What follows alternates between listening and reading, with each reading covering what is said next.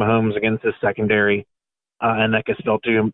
Having said that, though, I mean, it seems at least through 2 games we have a passing offense that can keep up with that. I mean, Hollywood Brown has been way better than I thought he would be. And supposedly he says he's about 80% of his full speed, and he didn't have a whole lot of time to work with Lamar in the offseason at all because of his foot injury. So they're as good as they've looked. There's still work that can be done there. But I would have to think that Kansas City they're gonna be honing in on Hollywood Brown, and they're really gonna focus on Mark Andrews because he's been the top receiver so far for the Ravens. 2 straight games, 8 catches, 100 yards, and a touchdown. The looks are going to be definitely coming this way for Mark Andrews, so it's up to the other guys to step up.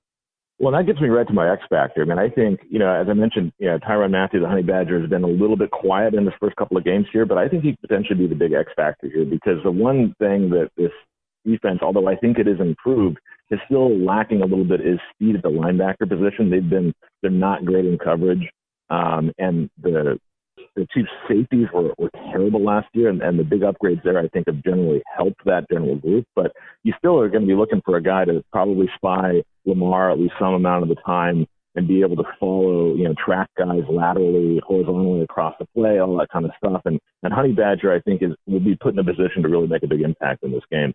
Do you have an X factor on your side? Yeah, I would say for the Ravens, I mean, it's got to be Earl Thomas. Again, the deep ball is coming. If there's a guy in the league that can play the deep ball like that and play that the old center fielder type of safety, it's got to be him, especially coming off of a week where you didn't really hear anything from him. I think he's going to be tested a lot. If he can come up with a pick, I think that's going to bode really well for the Ravens defense. If you start to see him get beat, I think they could be in for a long day. I'm looking forward to seeing him too because, as it was reported, the Chiefs nearly had him on our roster as well. Yep. We gave him an offer. I think it was a 1-year deal somewhere in the low teens, and he sort of verbally agreed to it. Was about to get on the flight, and then you guys gave him a longer-term deal. He ended up in your side of town, and so Chiefs fans are always going to kind of wonder what could have been, and so I'm definitely interested to see how he plays here. And in terms of my prediction for the game, again, I think if this was deeper in the season, I would be a little more worried about it. But I think, she started 2 games on the road. This is going to be their home opener. They're going to be returning heroes, once again. And even though the last game was in Kansas City as well, I think it's still going to be a little bit of a different atmosphere where you're not facing kind of a bit of a beat-up Chiefs team deeper into the season. You're facing them on what is in some ways still kind of the triumphant start of their season. And still I could see this going a number of different ways, but I'm going to go ahead and call it. The Chiefs win this one 31 to, let's say, 24. Yeah, I'm thinking of a similar score. I'm very tempted to take the Ravens because I just think, just like the Chiefs, momentum is very strong with them. And there's not a lot of film on this, quote unquote new revolutionary offense.